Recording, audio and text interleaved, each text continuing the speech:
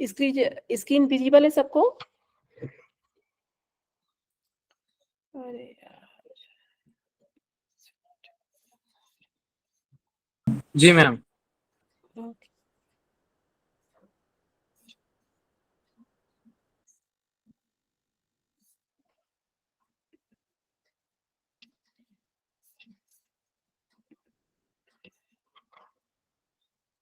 पिछले क्लास में हमने क्या क्या पढ़ा था?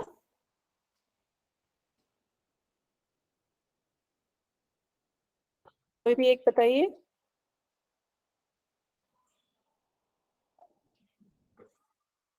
कुछ नहीं पढ़ा था पिछले क्लास में?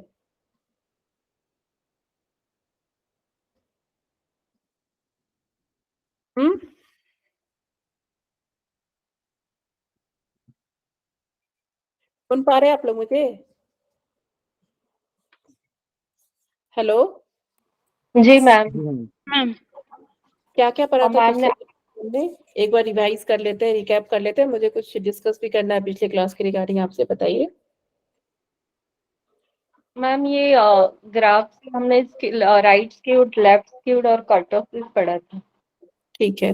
कर्टोसिस में उस दिन जो मैं क्लास ले रही थी, ये आपका ऊपर वाला ना लैप्टॉप कर्टोसिस होगा। ये जो है मैंने आपको प्लेटी बोल दिया था उस दिन, ठीक है। ऊपर वाला जो सबसे ऊपर वाला है वो आपका लैप्टो होगा। पिछले क्लास के लिए सॉरी, ये गलत मैं आपको बताई थी, ठीक है। ऊपर वाला आपका लैप्टो होगा, नीचे वाला आपका मैसो ही बताई थी मैं आपको। नीचे जो सबसे नीचे वो प्लेटी होगा। ये प्लेट्यू जैसा जो बना हुआ है ना, ये प्लेटी होगा। सबसे ऊपर वाला आपका लैप्टो होगा, ठीक है। बीच वाला आपका मैसो होगा, ठीक है। अच्छा, कर्टोसिस में और स्क्यूनेस में डिफरेंस क्या है? दोनों डिफरेंट कैसे है?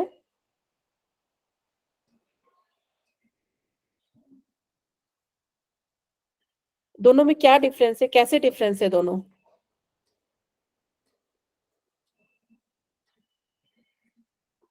आवाज आ रही है आप लोग को मेरी?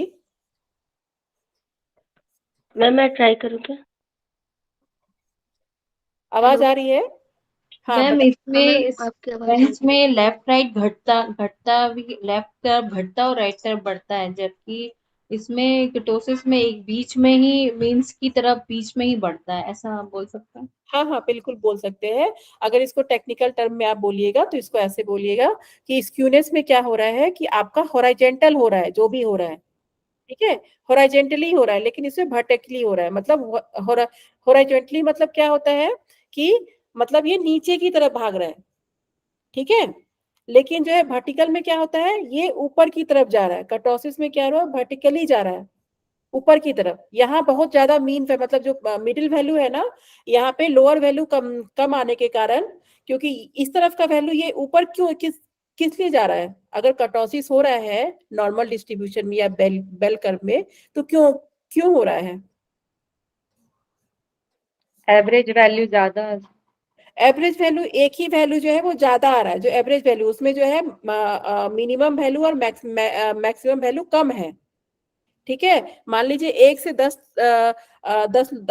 10 लोगों की हाइट ले लीजिए आप। हो सकता है उस हाइट में 5 फीट वाले लोग ज्यादा हो, 5 में से 4 लोग जो है 5 5 फीट फीट वाले हो, ठीक है। तो उसमें क्या होगा कि आपका ये वर्टिकल जाएगा। उसमें जब आपका नॉर्मल डिस्ट्रीब्यूशन बनेगा, क्योंकि सैंपल जो है हमारा, जो सैंपल जो हमने लिया है, जो हाइट लिया है हमने, वो हाइट में क्या है कि कम हाइट वाला और ज्यादा हाइट हाइट वाले कम है, एक ही हाइट के लोग ज्यादा है। तो उसमें क्या होगा, आपका वर्टिकली जाएगा, तो वो कर्टोसिस हो जाता है। लेकिन स्क्यूनेस में क्या होता है, ये हॉरिजॉन्टली जाता है, ठीक है। तो ये स्क्यूनेस और कर्टोसिस का डिफरेंस है कि इसमें मीन वैल्यू बहुत ज्यादा हो जाता है, तो इसलिए वर्टिकली भागता है। इसमें लेफ्ट और राइट में जो हमारा मिनिमम और जो मैक्सिमम मिनिमम हाइट और जो मैक्सिमम हाइट होता है वो कम होता है, ठीक है। और स्क्यूनेस में क्या था?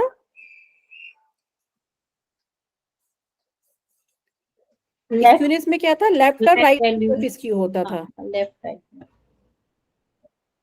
ठीक है।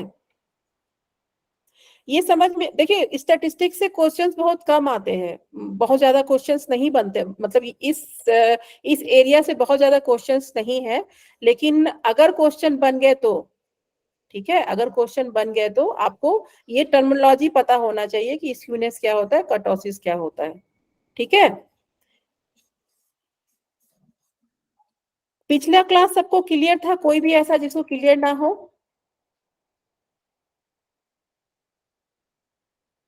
कोई भी ऐसा जिसका क्लियर ना हो?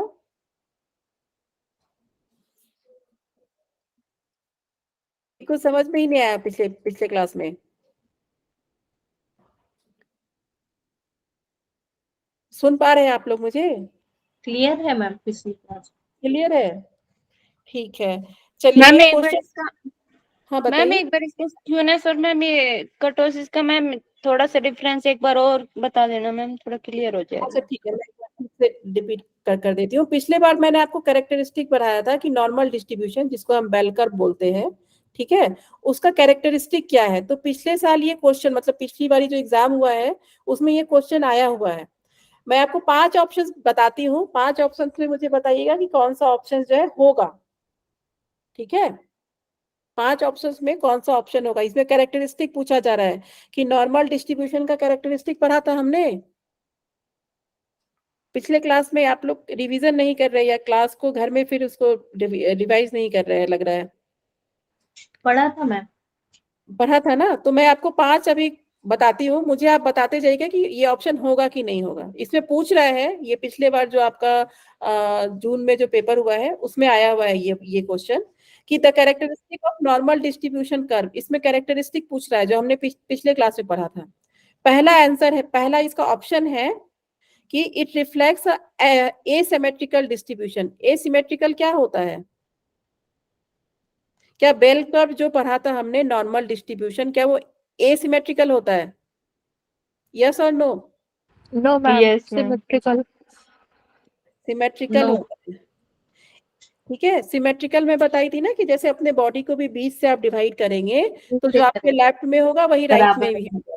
तो ये जो है आपके बेल कर्व में भी है कि अगर आप जब नॉर्मल डिस्ट्रीब्यूशन को, बेल कर्व को 2 भाग में डिवाइड कीजिएगा तो जो लेफ्ट में है वही आपके राइट में भी आएगा। पढ़ा था ना हमने, ठीक है। यस फिर मैम। है नॉर्मल डिस्ट्रीब्यूशन का दूसरा ऑप्शन दिया हुआ है, it is bell shape.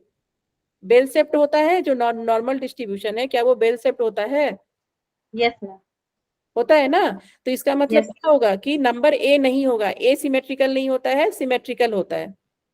Number 2 में लिखा है कि ये बेल कर्व होता है, तो बेल कर्व होता है तो नंबर 2 होगा इसका, सॉरी नंबर बी होगा।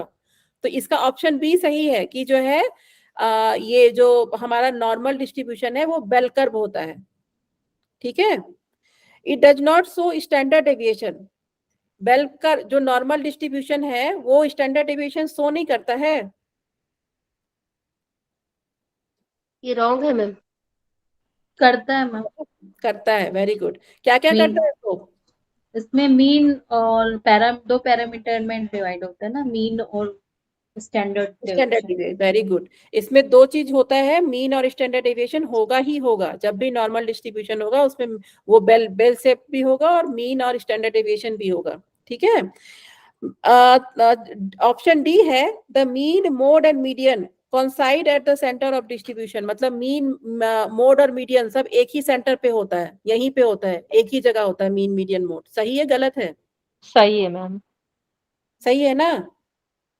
जी। किसी को डाउट कि गलत है? एक ही पॉइंट पे, जो इसका ये पॉइंट है ना, यहाँ पे ही जो मिडिल पॉइंट है यहीं पे मीन मीडियन मोड होता है। सही है ना? क्लास में एक ही है क्या? और लोग क्यों नहीं बोल रहे हैं? सही है हाँ मैम गलत है सही ये? है। सही सही है है ना? मैम। जी। ठीक है, ठीक है, ये एक ही पॉइंट पे इसका नॉर्मल डिस्ट्रीब्यूशन का मीन मीडियन मोड होता है। ठीक है, the curve is based on a infinite number of observation. ठीक है, इनफिनाइट नंबर ऑफ ऑब्जर्वेशन क्या होता है कि देखिए यहाँ पे जो है ना, इसको इनफिनाइट बोलते हैं। यहाँ पे ये इंफिनिटी और ये इंफिनिटी, मतलब यहाँ पे इंफिनिटी का साइन होता है।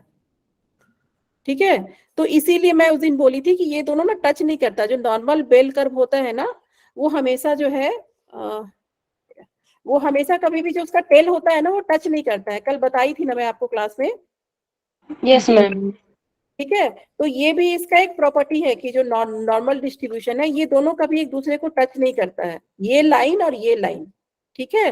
तो लास्ट ऑप्शन कह रहा है कि जो है इन्फिनाइट नंबर ऑफ ऑब्जर्वेशन होता है जो नॉर्मल बेल कर्व है, तो इन्फिनाइट नंबर ही होता है, इसीलिए ये दोनों एक दूसरे को टच नहीं करता है। जैसे मान लीजिए मैं आपको कल उस दिन आउटलायर्स बताई थी कि जितना भी सैंपल है वो कभी भी एक लाइन मतलब एक फ्लो में नहीं जाता है, हर चीज में वेरिएशन है, जिसके कारण ये दोनों कभी भी टच नहीं होता है। तो इसको इसीलिए इसको माइनस इंफिनिटी और इसको इंफिनिटी में हम बोलते हैं। ये दोनों जो टेल है ना, इधर का इंफिनिटी माइनस इंफिनिटी और इधर जो है इंफिनिटी बोलते हैं। तो पिछले साल ही क्वेश्चन आया हुआ है, हो सकता है इस तरह का क्वेश्चन फिर से बने आपको। और क्योंकि इस बार का क्वेश्चन हो सकता है टफ भी हो, क्योंकि इस बार जो है आपका एलिजिबिलिटी क्राइटेरिया बढ़ा दिया ना असिस्टेंट प्रोफेसर के लिए यूजीसी नेट का, ठीक है। तो इसीलिए थोड़ा सा चीजों को जो है हम डेप्थ में पढ़ाई कर रहे हैं। अच्छा, प्रॉपर्टीज क्या क्या थे आप बताइए मुझे। पहला क्या था जो मैं पढ़ाई थी आपको बेल कर्व का या नॉर्मल डिस्ट्रीब्यूशन का, प्रॉपर्टी क्या क्या था, सबसे पहला क्या था?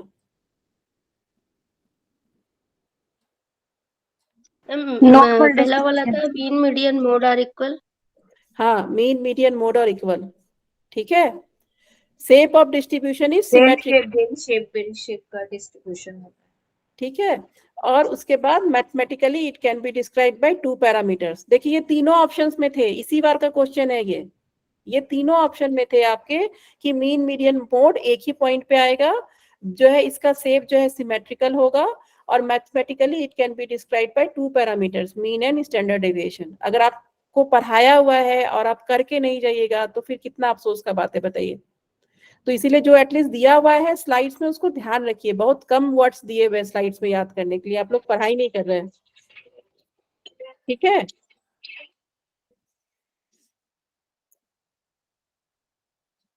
तो ये चीज ध्यान में रखिएगा।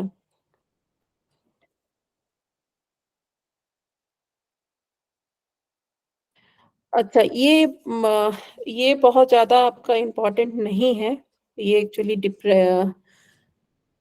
देखिए मेन जो स्टैट से क्वेश्चन आता है ना आपका, वो स्क्यूनेस मतलब बेल कर्व से ही आता है। तो बेल कर्व का जो प्रॉपर्टी है इसको ध्यान में रखिएगा, क्योंकि पिछले बार ही ये आया हुआ क्वेश्चन है, तो हो सकता है फिर से रिपीट हो। कर्टोसिस में कब जो है हमारा पॉजिटिव हो रहा है, कब निगेटिव हो रहा है, कब नॉर्मल है, इसको ध्यान ध्यान रखिएगा, ठीक है। कि जब पॉजिटिव है तो उसको क्या बोलते हैं, हो सकता है कि आपको इसमें ऑप्शंस दे दे कि जो निगेटिव कर्टोसिस है उसको क्या बोलते हैं, या जो सबसे हाईएस्ट कर्टोसिस होता है उसको क्या बोलते हैं, ठीक है। तो ये सब चीज थोड़ा ध्यान में रखिए आप लोग, और इसको ऐसे पढ़िए कि एग्जाम में अगर नहीं भी पढ़ के गए, ठीक है, तो ध्यान रहे। जैसे कि ये प्लेटी है ना, प्लेट्यू की तरह है, नीचे नीचे प्लेट्यू की तरह बनाए तो प्लेटी याद हो गया। ये मिडिल वाला जो है एम से मिडिल है, एम से आपका मेसोकर्टोसिस है। फिर जो हाईएस्ट वाला है आपका लैप्टो हो गया, ठीक है। क्वेश्चंस कम बनते हैं लेकिन बनते हैं, ऐसा नहीं है कि नहीं नहीं बनता है इससे क्वेश्चन। क्लियर है सभी को? Yes ma'am. Yes ma'am. इसमें एक चीज बचा है, पिछली बार एक जेड स्कोर पे क्वेश्चन आया था, मैं जेड स्कोर का स्लाइड कहाँ चला गया।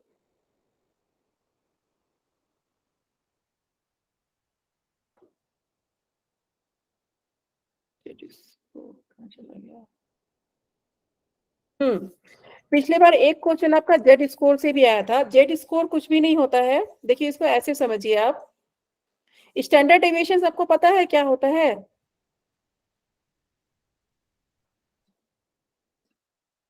यस।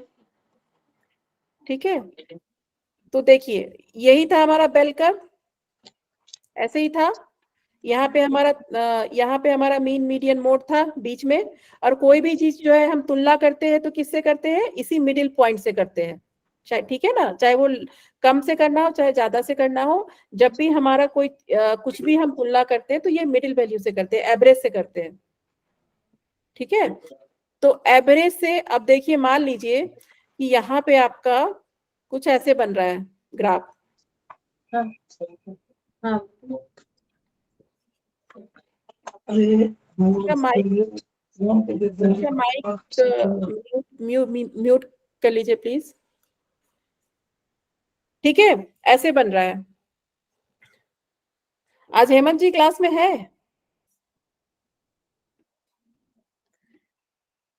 नहीं है? चलिए यहाँ पे जो है हम हेमंत जी को लेते लेते आते हैं। ठीक है, अब देखिए जैसे ये हाइट है, ठीक है, इधर क्या है घटते हुए हाइट में, इधर मान लीजिए कि एक 1 हो गया, एक 2 हो गया, और एवरेज हाइट हमारा 3 हो गया। ठीक है, यहाँ 4 हो गया। तो 4 वाले कॉलम में क्या हो गया? 4 वाले कॉलम में हेमंत जी है। ठीक है, अब आपको ये तो पता है कि स्टैंडर्ड डेविएशन मतलब जो स्टैंडर्ड डेविएशन इस वाले पॉइंट को बोलते हैं। अगर अगर यहाँ पे 2 का टेबल चलेगा, जैसे 2 हमारा स्टैंडर्ड डेविएशन आएगा 2, तो यहाँ डिफरेंस कितने कितने का आएगा? 2 का आएगा। ठीक है, हमें आपस में तो डिफरेंस पता चल गया कि ये स्टैंडर्ड डेविएशन मतलब जो एवरेज से हमारा कितना कम है कितना ज्यादा है। लेकिन कोई इंडिविजुअल कोई स्टूडेंट पूछे कि मैम मेरा मेरा कितना है, क्योंकि ये जो 2 आया है स्टैंडर्ड डेविएशन वो तो सबके लिए है ना। ठीक है, जैसे मान लीजिए प्रियंका जी भी है, संध्या जी भी है, तो उनको सबको पता है कि जो हमारा स्टैंडर्ड डेविएशन है घटना बढ़ना है वो 2 का डिफरेंस है। लेकिन अगर आपको पार्टिकुलरली किसी से पूछना हो तो आपकी मेरा मेरा जो है डेविएशन मीन वैल्यू से कितना है, किसी एक पार्टिकुलर बंदा को जानना हो कि मेरा डेविएशन मीन वैल्यू से कितना है, तो वो हमें जेड स्कोर से पता चलता है। ठीक है, ये हमें जेड स्कोर बताता है कि हमें स्टैंडर्ड डेविएशन तो पता है कि टेबल में डेविएशन कितना हो रहा है। अगर किसी का 1 हाइट है तो वो कितने से डेविएट हो रहा है, किसी का 2 हाइट है तो वो कितने से हो रहा है, 3 है तो कितने से हो रहा है। लेकिन अब कोई मुझे बोलता है, आपके ग्रुप में कोई बोलता है कि मैम मेरे हाइट से कितना डेविएशन है। ठीक है, तो मेरे हाइट से कितना डेविएशन है मीन वैल्यू का, आप लोग जितने भी एमडीवाई में पढ़ाई कर रहे हैं, मान लीजिए सबका एवरेज हाइट मेरा 3 आता है। ठीक है, और आपके ग्रुप में एमडीआई का जितना पूरा ग्रुप है उसमें डेविएशन स्टैंडर्ड डेविएशन कम या ज्यादा जो है 2 का डिफरेंस आ रहा है सब में। लेकिन कोई पार्टिकुलर बंदा, कोई पार्टिकुलर स्टूडेंट मेरे से पूछता है कि मेरे मतलब मेरा डेविएशन कितना है, तो वो हम जेड स्कोर से निकालते हैं। जेड स्कोर का फॉर्मूला ये होता है raw score minus mean by standard deviation.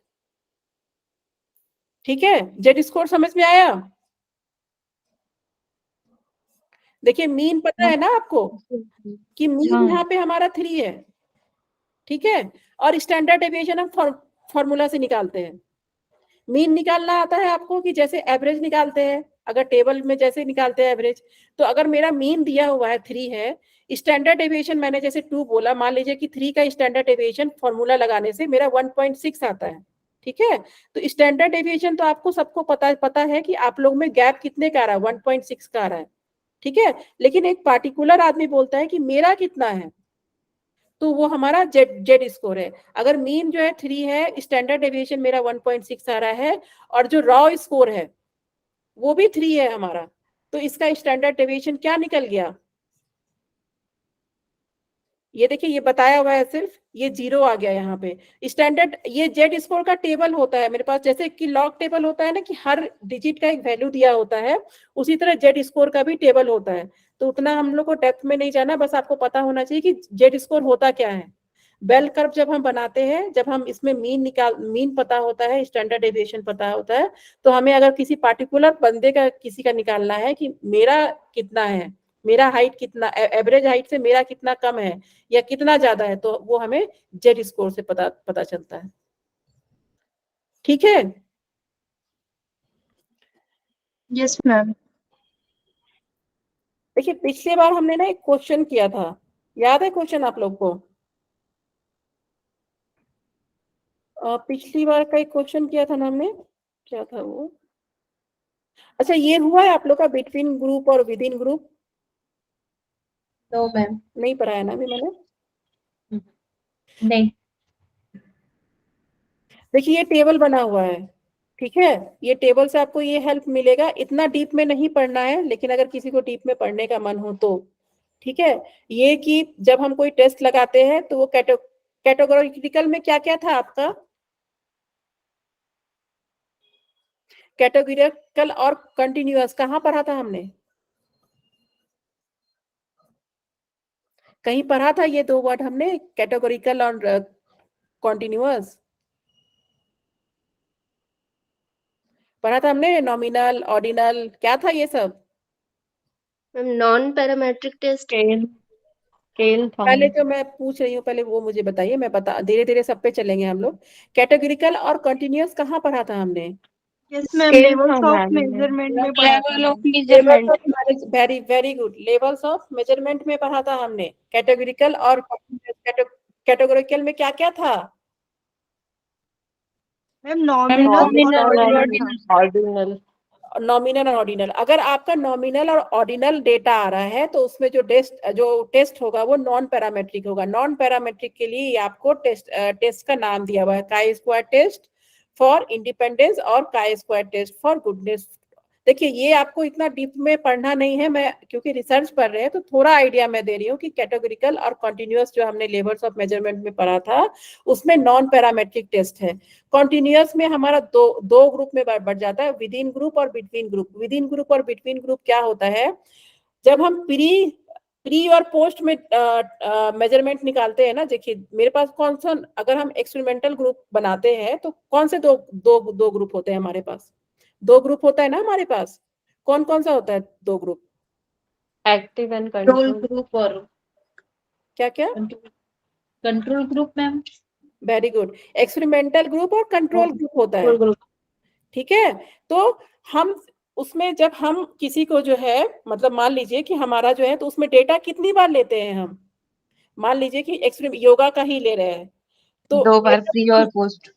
Very good, ma'am pre 2 और बार। पोस्ट लेते हैं। तो जब हम प्री और पोस्ट, योगा देने के पहले और योगा देने के बाद का जो टेबल में डिफरेंशिएट देखते हैं उसको विद इन ग्रुप बोलते हैं। एक ही ग्रुप है, योगा ग्रुप है, ठीक है, प्री और पोस्ट में कुछ डिफरेंस तो आता है ना, ठीक है। Yes ma'am. जैसे योगा ग्रुप है तो उसको हम विद इन ग्रुप टेस्ट बोलते हैं। और बिटवीन ग्रुप क्या होता है कि जब हम एक्सपेरिमेंटल ग्रुप, योगा ग्रुप को और कंट्रोल ग्रुप का तुलना करते हैं। 2 ग्रुप बना है ना, एक्सपेरिमेंटल ग्रुप और कंट्रोल ग्रुप। जब काम एक्सपेरिमेंटल ग्रुप में ही हो रहा है तो वो विद इन ग्रुप हुआ, मतलब एक ही ग्रुप में प्री और पोस्ट का देख रहे हैं। लेकिन अगर दोनों ग्रुप को हम कंपेयर कर रहे हैं, योगा ग्रुप को भी और कंट्रोल ग्रुप को, तो उसको बिटवीन ग्रुप बोलते हैं। यहाँ 2 ग्रुप है, यहाँ योगा ग्रुप भी है, कंट्रोल ग्रुप है, ये दोनों को टेस्ट कर रहे हैं हम लोग। हम लोग ये भी देखेंगे ना कि इन दोनों, जब हमें जो है टेस्ट, जब हमने रिसर्च किया, 2 ग्रुप बना, प्री पोस्ट हमने लिया, तो प्री पोस्ट में भी देखेंगे कि डिफरेंस क्या आया, और ये भी देखेंगे कि कंट्रोल और एक्सपेरिमेंटल ग्रुप में क्या डिफरेंस है। तो यहाँ पे बस एक ही ग्रुप आ रहा है, 1 ग्रुप का जो है डिफरेंस, प्री और पोस्ट आ रहा है, लेकिन यहाँ पे जो है 2 ग्रुप का, जैसे एक्सपेरिमेंटल का पोस्ट आ गया और कंट्रोल का पोस्ट आ गया, तो वो बिटवीन ग्रुप हो जाता है, ठीक है। आ रहा है समझ में आपको? Yes ma'am. ठीक है, तो ये विद इन ग्रुप और बिटवीन ग्रुप हो गया। उसके बाद फिर जो है हम नॉर्मलिटी चेक करते हैं, मतलब कि नॉर्मलिटी चेक करने का मतलब जो बेल कर्व हमारा आ रहा है वो जो है बेल कर्व आ रहा है कि नहीं आ रहा है। तो और इसमें भी क्या होगा, नॉर्मलिटी चेक करने में भी या नहीं तो नॉर्मल आएगा या नहीं तो नॉट नॉर्मल आएगा। अगर नॉर्मल आएगा तो पैरामेट्रिक टेस्ट में जाएगा, और नॉट नॉर्मल आएगा तो नॉन पैरामेट्रिक टेस्ट में जाएगा। अगर बेल कर्व बन रहा है, टेस्ट ऑफ नॉर्मल, जो नॉर्मल बेल कर्व अभी हमने पढ़ा,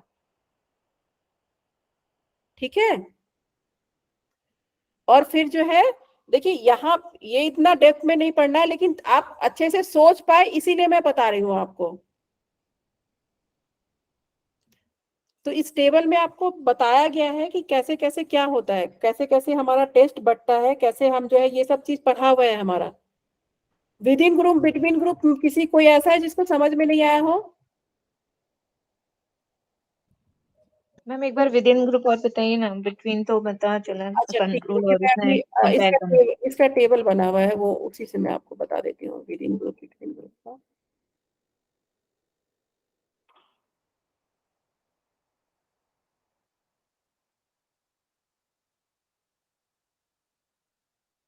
जैसे देखिए इसको ही समझिए आप, इसमें देखिए 2 है ना, एक प्री है एक पोस्ट है, ठीक है।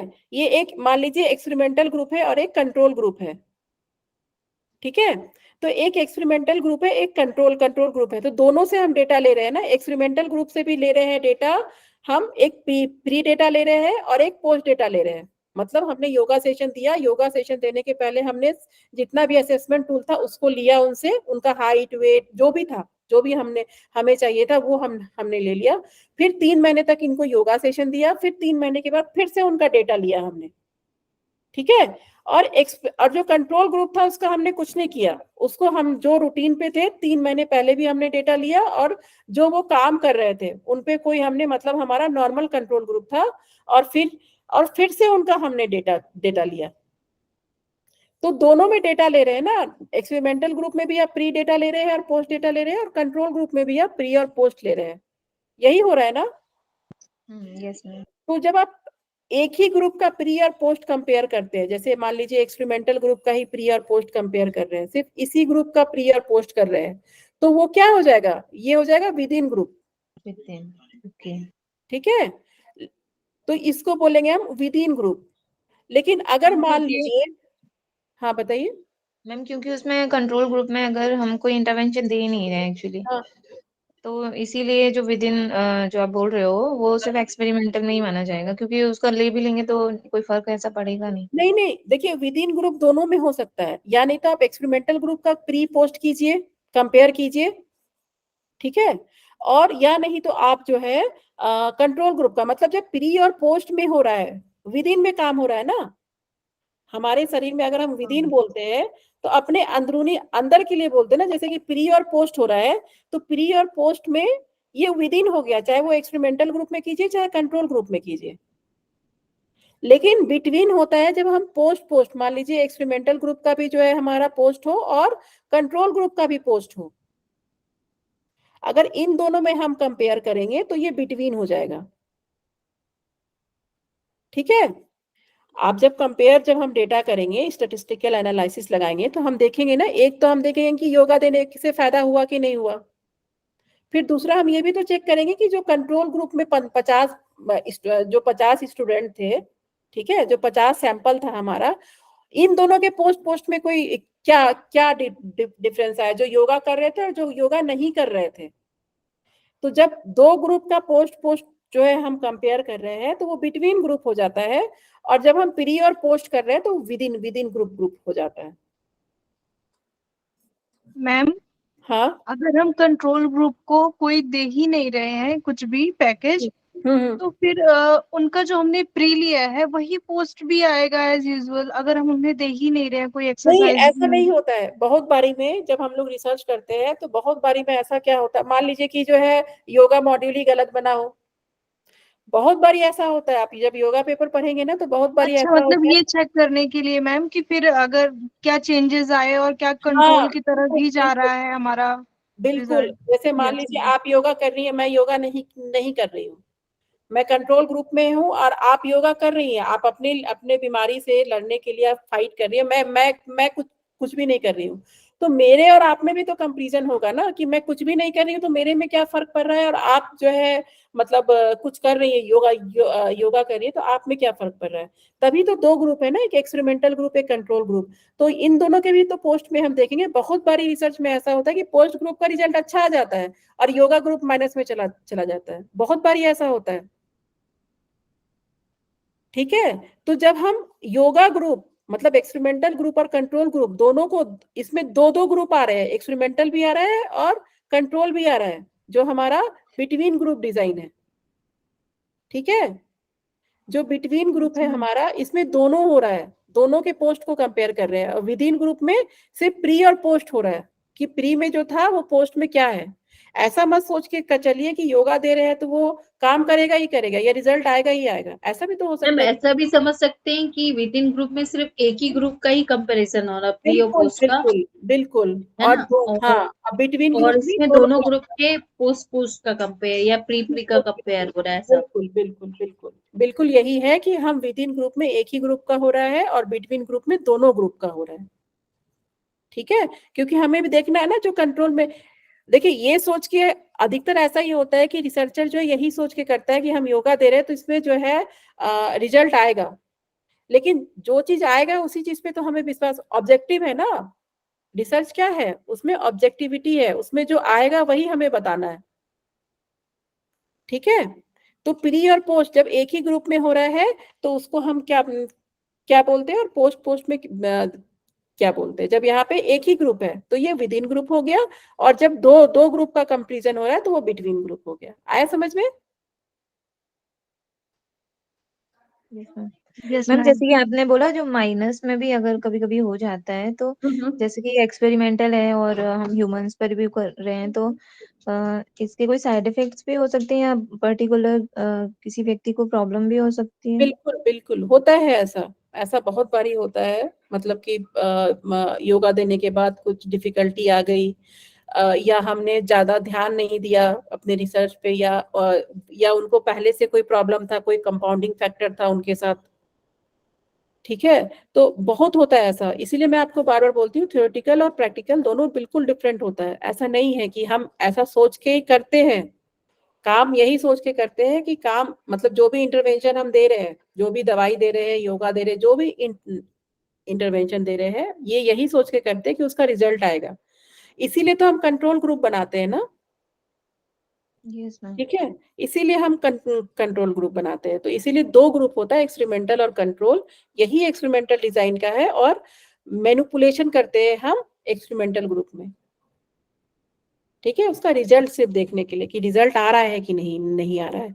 फिर स्टैटिस्टिकल एनालिसिस से फिर हम ये पता करते हैं। ये दोनों ग्रुप का स्टैटिस्टिकल एनालिसिस होता है, कंट्रोल का भी, चाहे वो आपका नॉर्मल कंट्रोल ग्रुप हो, वेट लिस्टेड कंट्रोल ग्रुप हो, या नहीं तो एक्टिव कंट्रोल ग्रुप हो। इन दोनों में भी होता है। मतलब हम जब एनालिसिस करते हैं तो बिटवीन ग्रुप भी होता है और विद इन ग्रुप भी होता है। तो जब हमारा रिजल्ट आता है तो हम ऐसे ही बोलते हैं कि विद इन ग्रुप हमारा क्या चेंजेस आया और बिटवीन ग्रुप में क्या चेंजेस आया, ठीक है।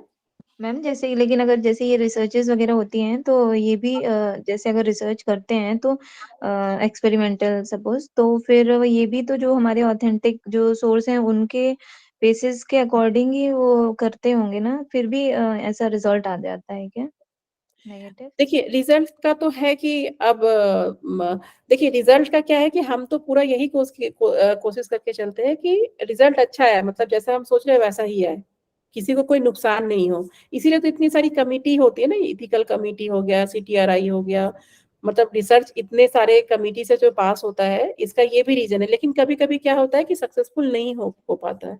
इसका बहुत अच्छा एग्जाम्पल है आपका चंद्रयान 2 और चंद्रयान 3। चंद्रयान 2 क्या था, कुछ ना कुछ उसमें जो है दिक्कत आई थी, यस मैम। लेकिन फिर जब चंद्रयान में वो दिक्कत हम लोग को चंद्रयान 2 की जो दिक्कतें थी जब हम लोग को समझ में आया तो उसको क्या किया गया, चंद्रयान में उसको ठीक ठीक किया गया। तो चंद्रयान 3 जो है हमारा सक्सेसफुल हो गया। तो उसमें रिसर्च में 100% श्योर थे कि वो उतरेगा ही वो वहां हो पे गई, और हाँ, क्योंकि पहला उनको एक बार सेटबैक लग चुका था, उनको समझ में आ गया था कि गलती, जैसे आप लोग नेट एग्जाम देते हैं तो आपकी सियोरिटी क्या होती है नेट एग्जामिनेशन देने के पहले, कि आपको निकालना है, यही होता है ना कि net yes ma'am. Examination net निकालना या JRF निकालना। लेकिन जब आप टेस्ट देते हैं तो उसके बाद आपको पता चलता है, थोड़ा आभास तो हो ही जाता है कि हमारा अच्छा गया है खराब गया, इस बार निकलेगा 50-50 चांसेस है, थोड़ा बहुत तो आइडिया हो जाता है आपको। तो उसी तरह जब हम रिसर्च करते हैं तो होती हैं गलतियां, होती है, फिर उसी गलतियों को जो है, इसीलिए तो हम लिटरेचर रिव्यू करते हैं ना। पिछला पेपर पढ़ने का तो ये भी है ना कि पिछले पेपर में क्या क्या रिसर्चर ने क्या क्या किया, ठीक है, राइट मैम। कहाँ उसका लिमिटेशन फैक्टर था, तो फिर उसको हम ठीक करते हैं।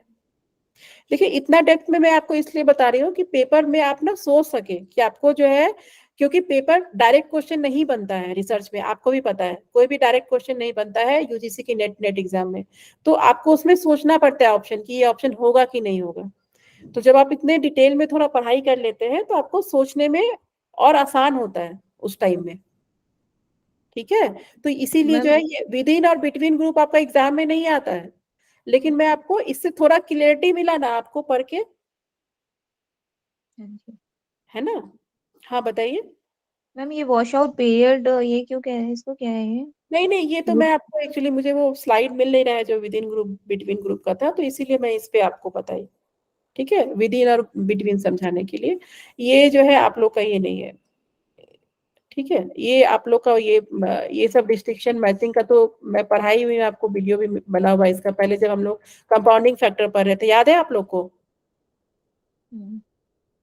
जब हमने कंपाउंडिंग फैक्टर पढ़ा था उसमें कंपाउंडिंग वेरिएबल जो पढ़ रहे थे, जो आपने बोला था कि क्या होता है, कैसे होता है, तो उसमें हम लोगों ने पढ़ाई की थी ये सारी चीजें। ठीक है, तो एक बार मैं देख लेती हूँ।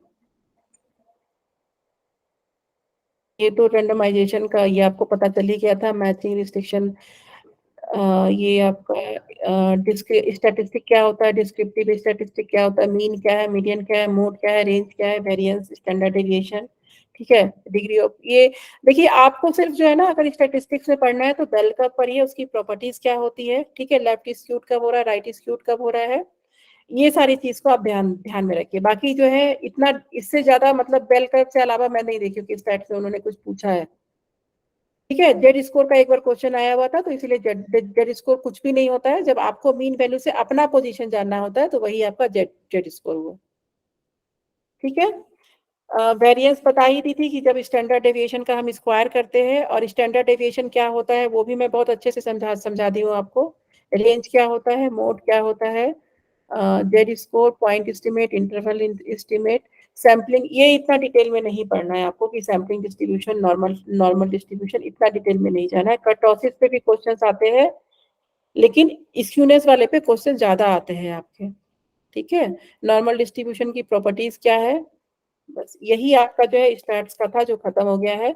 अब हम लोग का बच गया है आपको कि आपका क्या क्या बचा हुआ है अभी जो अब स्टैट्स में बस इतना ही पढ़ना था आपको, इससे ज्यादा स्टैट्स नहीं है आपके रिसर्च में। और लास्ट ये कुछ चीजें जो बची हुई है आपकी वो है एक तो सेमिनार क्या है, वेबिनार क्या है, सिंपोजियम क्या है, वो सब मुझे पढ़ाना है आपको। दूसरा इथिक्स पढ़ाना है मुझे आपको। ठीक है, कि इथिक्स का और ये और आपका जो है इसका इंफॉर्मेशन टेक्नोलॉजी का, मतलब कंप्यूटर का कब कब यूज होता है आपके रिसर्च में, ऐसा कौन कौन सा पीरियड है जहाँ पे ये यूज होता है। अच्छा, ये मुझे बताइए, ये सब तो मैं क्वेश्चन करवाई हुई हूँ ना आपको कि आपके रिसर्च प्रपोजल में क्या होता है, सिनॉप्सिस में क्या होता है, ये सब डिफरेंस पता है आप लोगों को। जब हम क्वेश्चन कर रहे थे एक बार कि एब्स्ट्रैक्ट किस में होता है किस में नहीं होता है, तो मैं बताई थी उस दिन आपको। Yes ma'am. तो मैं फिर से पढ़ा दूं कि हो जाएगा? मैम एक बार और अच्छे से करवा। ठीक है, चलिए, तो फिर मैं एक बार और आपको अच्छे से करवा देती हूँ कि क्योंकि देखिए जो समझना था ये रिसर्च में यही है। ठीक है, बाकी जो है जो भी चीज हमने पढ़ा हुआ है ऑलरेडी रिसर्च में, मतलब वो हो गया है हमारा सारा जो समझने वाला था। मेनली है आपका एक्सपेरिमेंटल रिसर्च का इतना कहानी था आपका।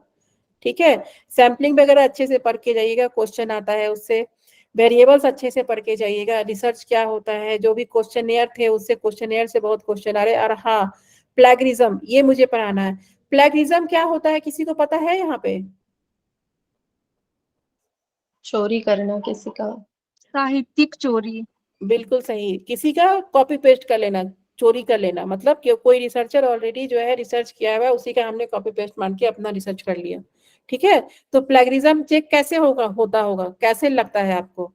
अगर मैं आपसे पूछूं कि प्लेगरिज्म चेक कैसे करते होंगे, किसी रिसर्चर का, कोई रिसर्च अगर चोरी करके काम कर रहा है तो उसको कैसे पकड़ा जाता होगा, कुछ सोचिए आप मैम लोग। वो सॉफ्टवेयर ही होता है जैसे कॉलेज में वगैरह यूज। सॉफ्टवेयर होता है, ट्यूरेंटिन नाम है उसका। उस सॉफ्टवेयर से हमें पता चलता है कि इसमें कितना कॉपी पेस्ट किया हुआ है। ठीक है, अगर हम किसी का कॉपी पेस्ट कर लेते हैं काम, तो उसको जो है हमें पता चल जाता है, उस सॉफ्टवेयर हमें बताता है। तो उसका भी परसेंटेज लेवल होता है, 10% होता है, 40% होता है, 60% होता है, 80% होता है। ठीक है, तो 10% तक हम नॉर्मल मानते हैं। अगर प्लेगरिज्म आपका 10% तक है तो उसको हम नॉर्मल मानते हैं, वो होता है।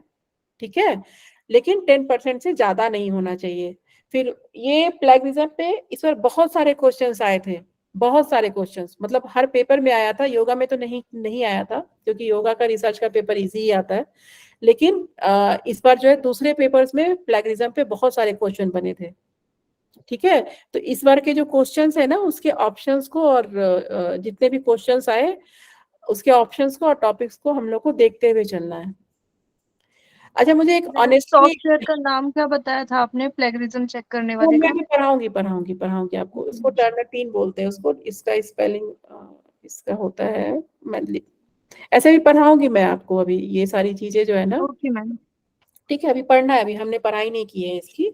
तो मुझे जो है अभी आपको बस अब जो भी पढ़ना है हमें थ्योरी है, प्रैक्टिकली जो समझने वाला काम था वो सारा हो गया हमारा। ठीक है, समझने वाला जितना भी था चीज वो हो गया है, बस अब हम लोग को थ्योरी ही पढ़ना है। अब मुझे ये बताइए कि कोई ऐसा है यहाँ पे जिनको कुछ समझ में नहीं आ रहा हो या अभी तक नहीं समझ में आया हो, कोई भी ऐसा टॉपिक हो। क्योंकि मुझे जब मैं क्वेश्चन पूछती हूँ तो मुझे लगता है यानी तो आप लोग पढ़ाई नहीं कर रहे हैं। ठीक है, क्वेश्चंस में आंसर्स बहुत कम कम लोग देते हैं आप लोग।